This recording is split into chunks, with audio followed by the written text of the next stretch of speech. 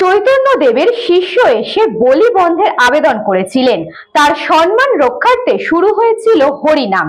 দুহাতে অভয়া রূপে পূজিত হন ভান্ডারহারির চৌধুরী বাড়ির দুর্গা।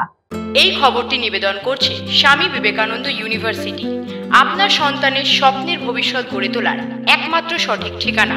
হুগলির ধনিয়াখালীর ভান্ডারহাটিতে আনুমানিক ৭৫০ বছর ধরে অভয়া রূপে পূজিত হয়ে আসছেন দেবী দুর্গা। একচালার কাঠামো লক্ষ্মী, গণেশ, কার্তিক, সরস্বতী থাকলেও দেবীর পায়ের নিচে থাকে না অসুর, মহিষ ও সিংহ।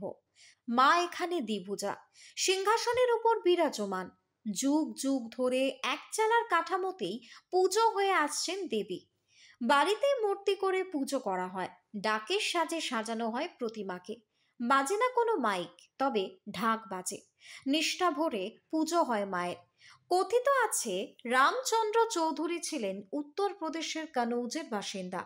১২১৯ শতাব্দে তিনি ধনিয়াখালীর ভান্ডারহাটিতে এসে বসবাস শুরু করেন। রামচন্দ্র ছিলেন জমিদার, তবে তার কিসের জমিদারি ছিল তা চৌধুরী পরিবারের কাছে অজানা। এই গ্রামে এসে রামচন্দ্র তিনি প্রথম এই পুজোর শুভ সূচনা করেছিলেন।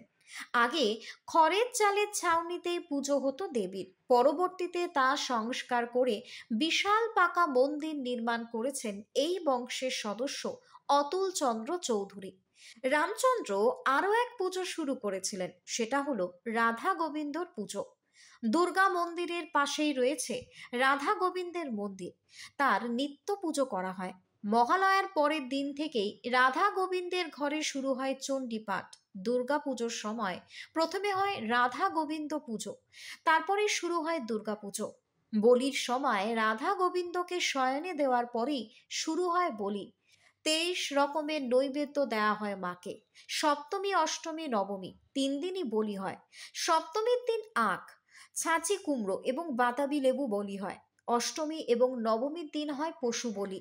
মাকে ২ রকমের ভোগ নিবেদন করা হয়, অন্ন এবং খিচুড়ি। পুরুষরা মায়ের সমস্ত জোগাড় করেন। জানা যায় চৈতন্য মহাপ্রভু শিষ্য পাঠিয়ে বলেছিলেন বলি বন্ধ করতে হবে।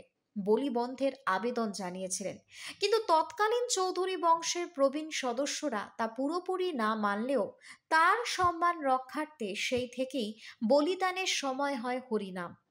হ্যাচাকের আলোয় দশমীর দিন মাকে কাঁধে করে পাড়া ঘোরানো হয়, কিন্তু ২ বছর জেনারেটরের আলোয় প্রতিমা বিসর্জনের ব্যবস্থা করা হলেও সেই আলো নিভে যায়।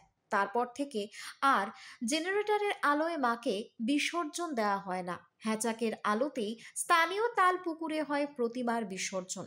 প্রথমে হয় চৌধুরী বাড়ির প্রতিমা বিসর্জন, তারপর হয় অন্যান্য বাড়ির প্রতিমা বিসর্জন। বিসর্জন করে এসে কলা পাতার উপর লেখা হয় শ্রী শ্রী দুর্গা সহায়। মায়ের প্রণামীতে পড়া শাড়ি, ধুতি, মিষ্টি সারা বছর যারা সেবা কার্যের সঙ্গে যুক্ত তাদেরকে বিতরণ করা হয়।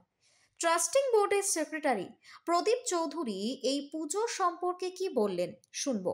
এখানে পুজো ৭৫০ বছর আগে থেকে চলছে। হ্যাঁ, আগে আমাদের বংশের শুরু হয়েছিল, আমাদের বংশের প্রতিষ্ঠা হয়েছিল এখানে ৭৫০ বছর আগে। আমরা আমাদের পূর্বপুরুষ উত্তরপ্রদেশের কনৌজ থেকে এখানে এসে এখানে বসবাস শুরু করে। পরবর্তীকালে আমাদের এখানে বংশ তালিকা আছে। হ্যাঁ, আমাদের সেই বংশ তালিকা থেকে জানা যায় যে আমাদেরই বংশের কেউ এই আমাদের বংশের কোনো মানে মহিলা তার ওখানে বিবাহ হয়েছে কলকাতার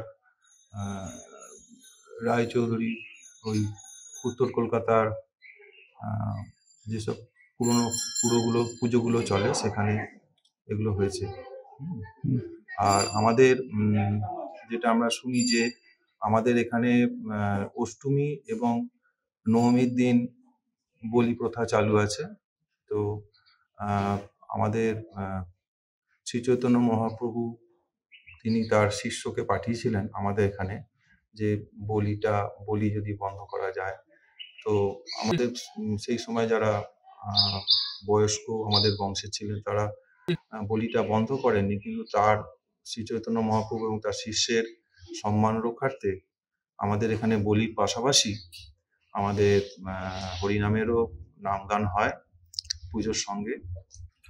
আমাদের যে দুর্গা মায়ের বিসর্জনের দিন যেখানে বিসর্জন হয়, সেটাও আমাদের ঠাকুরেরই নিজস্ব পুকুর, সেখানে বাঁধানো ঘাটে আমাদের বিসর্জন হয়।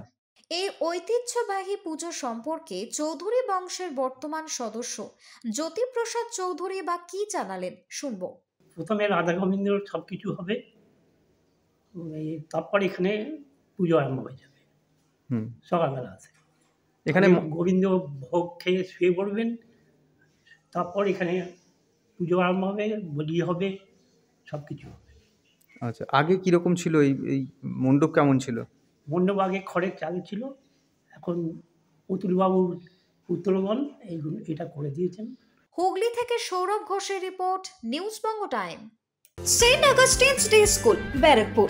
Success for every child. Admission open 2026 to 2027. Contact number 900793 4555.